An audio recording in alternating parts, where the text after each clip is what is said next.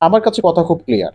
Awami League, BNP কিংবা অন্য দল করা যদি দোষের হয়, তবে আগে রাজনীতির দর্শনটা চেঞ্জ করতে হবে, রাজনীতির সিস্টেমটা চেঞ্জ করতে হবে। রাজনীতির অপরাজনীতির সিস্টেম রেখে কেউ রাজনীতি করবে, আর যখন সেই দল ক্ষমতায় থাকবে তখন প্রয়োজনে অপ্রয়োজনে, কারণে অকারণে, সচেতন বা অবচেতনে, আপনি ইচ্ছায় বা অনিচ্ছায় সেই দলের নেতাকর্মী, আতিনেতা পাতিনেতা থেকে শুরু করে সর্বোচ্চ ঊর্ধ্বতন কর্তৃপক্ষ বা প্রধানমন্ত্রী পর্যন্ত তাদেরকে রেসপেক্ট করতে হয়।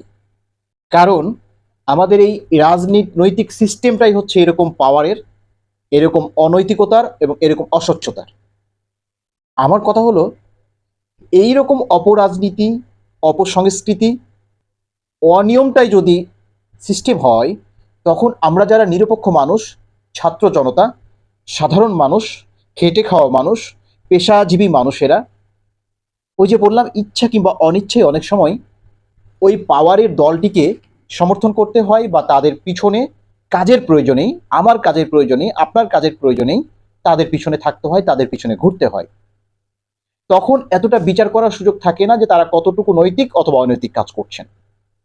তো এই কাজ করতে গিয়ে যদি কেউ দোষী হয়, তাহলে তো আপনি আমি আজকে যেই রাজনৈতিক বা যেই সরকারের আপনি সমর্থন করছেন, 2 বছর, 5 বছর কিংবা 10 বছর পরে আপনিও তো তাহলে একই ধরনের অপরাধী।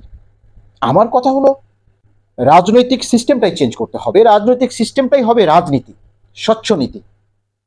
এরপরে এই স্বচ্ছ নীতি, এই রাজনীতি করার মধ্য দিয়ে যারা অপরাজনীতি করবে, দুর্নীতি করবে, তারাই হবে প্রকৃতপক্ষে অপরাধী, এই সমাজের নিকৃষ্ট ব্যক্তি।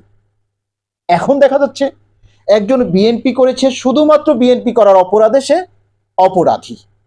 এখন যেমন গণহারে আওয়ামী লীগ করলেই আমরা তাদেরকে অপরাধী সাজিয়ে ফেলছি। মানে গত 16 বছরে যারা আওয়ামী লীগ করেছে, সে হোক দোষী অথবা নির্দোষী, সে অপরাধ করুক অথবা না করুক, সে আওয়ামী লীগ করেছে মানেই দোষী। ঠিক গত 15 বছরেও বিএনপি কিংবা জামাত করলেই সে অপরাধী, সে অন্যায় করুক আর না করুক। এই ধরনের বিষয়গুলো নিতান্তই আহাম্মকি, মূর্খতা, এবং এই বাংলাদেশকে আরো পিছনের দিকে নিয়ে যাওয়ার একটা সিস্টেম, একটা যন্ত্র। হ্যাঁ, আমি প্রথমেই বলেছি, এই সিস্টেমটাকে চেঞ্জ করতে হলে আমাদের রাজনৈতিক বা রাজনীতির মূল ধারাগুলো, মূল দর্শনগুলো, মূল সিস্টেমগুলোকে আমাদের চেঞ্জ করতে হবে। তাহলে আমরা যারা সাধারণ মানুষ আছি, তারাও যারা ভালো রাজনীতি করবে তাদের পিছনে থাকতে পারবো, যেটা আমাদের সার্বজনীনতা থাকবে, গ্রহণযোগ্যতা থাকবে। আমরা নেতা বাছাই করতে পারবো সুন্দর, ভালো, গ্রহণযোগ্য ব্যক্তিদের। এই প্রসঙ্গে আরো একটি কথা না বললেই না। দেখা যাচ্ছে যে এই গত 5 আগস্ট থেকে আজকে 23 আগস্ট, 18 তারিখ, 18 দিনের মধ্যে আমরা যে জিনিসগুলো খেয়াল করলাম, যারা একটু কম ক্ষমতা সম্পন্ন, কিংবা কম ক্ষমতা সম্পন্ন বলবো না, যারা একটু নাজুক, যারা একটু স্বাভাবিক, যারা একটু ফ্রেশ রাজনীতি করেছে, শুধুমাত্র আওয়ামী লীগ হওয়ার কারণে বেশিরভাগ ক্ষেত্রেই দেখা গেছে তাদের বাড়ি গাড়ি, তাদের পরিবার পরিজনের উপরে হামলা করা হচ্ছে। এই যেমন আমি যদি স্পেসিফিক বলি, জাতীয়ভাবে মাশরাফি বিন মুর্তজা, তিনি কিন্তু এমন অপরাজনীতি করেন নাই, এবং তিনি যত কিছু করেছেন তা কিন্তু তার খেলাধুলার ইনকাম থেকে করেছেন। সে এমন কোনো দুর্নীতি করে নাই বা এমন কোনো নিকৃষ্ট কথা বলে নাই যে যার জন্য আমরা তাকে অপরাধী বলতে পারি। অথচ 5 তারিখের পরে তার বাড়িটাই আগে ভাঙা হয়েছে। প্রিয় বন্ধুরা, অপরদিকে সাকিব আল হাসানের বাড়ি এখনো অক্ষত আছে বলে আমি যতদূর জানি, তাকে কিন্তু এখন পর্যন্ত কিছু করা হয়নি।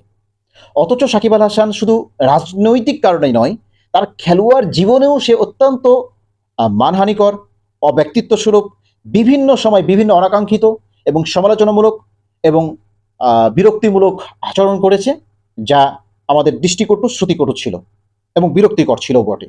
কিন্তু তার বিরুদ্ধে আমরা কিন্তু এখন পর্যন্ত কিছু করতে পারিনি। তাকে অন্যায়ভাবে মারতে হবে আমি এটা বলছি না, কিন্তু করতে পারি নাই।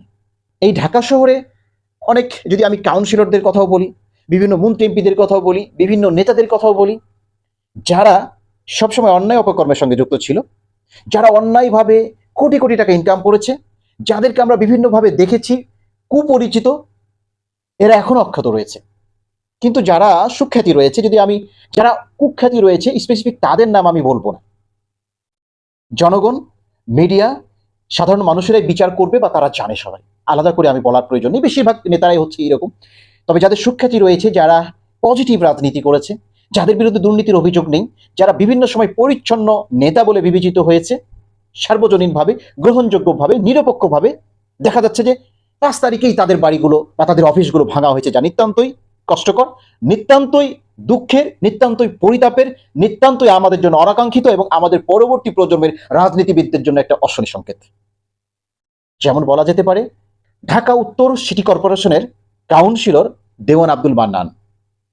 দেওয়ান আব্দুল মান্নান গত টার্মেও কিন্তু বিদ্রোহী প্রার্থী হিসেবে, আওয়ামী লীগের বিদ্রোহী প্রার্থী হিসেবে নির্বাচিত হন। পরবর্তীতে তিনি গতবার লাস্টে যেটা সিটি কর্পোরেশন নির্বাচনে যেটা হলো, সেখানে তিনি আওয়ামী লীগের মনোনয়ন পান। আওয়ামী লীগের মনোনয়নের মধ্যে মার্কা তো নয়, জাস্ট একটা মনোনয়ন পান।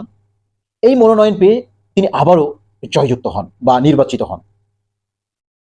তো বিষয়টা হচ্ছে যে এই 2 টার্মে তার বিরুদ্ধে কোনো পত্রিকায়, কোনো সংস্থা, কেউ কখনো কোনো অভিযোগ আনতে পারে নাই, এবং এনেছে বলে আমার কাছে নেই। আপনার দর্শক বা কেউ যদি তার বিরুদ্ধে কোনো অভিযোগ থাকে, দয়া করে এই কমেন্ট বক্সে বা আমাকে ব্যক্তিগতভাবে জানাবেন। আমি যত জানি তার বিরুদ্ধে কোনো অভিযোগ নেই, যেহেতু আমি মিডিয়ার সঙ্গে দীর্ঘদিন থেকে জড়িত রয়েছি, তার ওই নির্বাচনের আগ থেকেও আমি মিডিয়ার সঙ্গে রয়েছি, গণমাধ্যমের সঙ্গে রয়েছি, তাই আমি যতদূর জানি।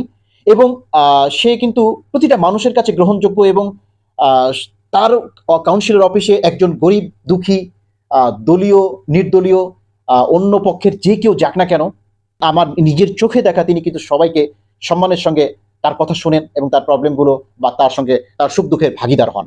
কল্যাণপুরে উন্নয়নও তিনি অনেক করেছেন। যাক, কথাগুলো আজকে সে বিষয় না, আমি বলতে চাচ্ছি তার প্রতিষ্ঠানটা বা তার কাউন্সিলর অফিসটা সেদিনেই গুড়িয়ে দেওয়া হয়েছে। অথচ তার কাউন্সিলর অফিস কিন্তু এত ঐতিহ্যবাহী বা এমন মানে আকর্ষণীয় বা কারুকার্য মণ্ডিত কিংবা ধনাঢ্য কাউন্সিলর হিসাবেও সে কিন্তু বিবেচিত নয়, বা তার কাউন্সিলর অফিসও কিন্তু খুব বেশি ঐশ্বর্যমণ্ডিত নয়। অথচ এরপর আরো কথা হলো যে সেটা একদম একটা গলির ভিতরে, ভিতরে, অনেক ভিতরে। এরপরও সেটা ভেঙে ফেলেছে কোনো একটি পক্ষ। কিন্তু দেখা যাচ্ছে যারা, আমি যেটা বলতে চাচ্ছিলাম, যেই কাউন্সিলররা দোদণ্ড প্রতাপশালী, সবাই জানে, কুপরিচিত, একেবারে মেইন রোডের পাশে অফিস বা মেইন রোডের পাশে তাদের বিভিন্ন প্রতিষ্ঠান, অথচ সেগুলো কিন্তু এখনো অক্ষত রয়েছে। তো জাতীয় পর্যায়ে হোক, আর এই যে আপনার মধ্যম পর্যায়ে হোক, কিংবা একেবারে নিচু পর্যায়েও দেখা যাচ্ছে যারা হয়তো নাম কস্তা আওয়ামী লীগ, যারা হয়তো শুধু আওয়ামী লীগ করতো কিন্তু হয়তো কোনো অন্যায় করে নাই, কিংবা একেবারে নিম্ন লেভেলের আওয়ামী লীগ, হয়তো সহজ সরল, স্বাধীনতার পরে 5ই আগস্টের পরে তাদের বাড়িগুলো, তাদের পরিবার পরিজনের অত্যাচার করা হয়েছে নির্মমভাবে। কিন্তু একেবারে প্রান্তিক লেভেলের আমি কথা বলছি, যারা মানে পরিচিত আওয়ামী লীগ, যাদের বিভিন্ন অনাকাঙ্ক্ষিত ঘটনা, অন্যায়, অত্যাচার গ্রামে গঞ্জে একেবারে সবাই জানে, ছোট বাচ্চা পর্যন্ত জানে, তাদেরকে কিন্তু কিছু বলা হয় নাই। প্রিয় বন্ধুরা, আমরা বলতে পারি যে আসলে শক্তের ভক্ত নরমের জম। আপনি অন্যায় করছেন, আপনি আওয়ামী লীগ করেছেন, অথচ আপনি এখন অনেক ক্ষেত্রে অক্ষত রয়েছেন। আপনি অন্যায় করেন নাই, জাস্ট আওয়ামী লীগ করার অপরাধে বা কোনো দলীয় পদ পদবি থাকার জন্য কিংবা একটি নির্বাচিত প্রতিনিধি হওয়ার জন্য, আপনি একজন ভালো মানুষ হওয়ার পরেও যদি আপনি দেখা যাচ্ছে যে তাকে দোষারোপ করেন, তাকে নির্মম অত্যাচার করেন, তাহলে তো এই সমাজে পরবর্তী প্রজন্মের কাছে, আমাদের কাছে, সাধারণ জনতার কাছে একটা নেগেটিভ বার্তা বইবে। ভালো মানুষের দাম নেই, আর সেটা আওয়ামী লীগ, বিএনপি, জামাত, যে হোক না কেন, পরবর্তী যখন দল আসবে, এই ভালো মানুষ আপনি যতই ভালো কিছু করেন না কেন, আপনাকে পালিয়ে বেড়াতে হবে, অন্যায় অত্যাচার সহ্য করতে হবে। এমন তো হওয়ার কথা নয়। তাই প্রিয় বন্ধুরা, সাধারণ জনগণ এখনো চায় যে যারা ভালো রাজনীতিবিদ, এই দুষ্ট রাজনীতি চক্রের ভিতরেও যারা ভালো রাজনীতি করেছে, সে আওয়ামী লীগের হোক, সে বিএনপির হোক, সে জামাতের হোক। এই যে দেখেন, গত টার্মে 17 বছর যারা জামাত করেছে, জামাত মানে অপরাধী, শেষ পর্যন্ত জামাতকে নিষিদ্ধ করা হলো। কি একটা মূর্খের মানে আমরা আমরা আমরা সমাজে বাস করছি।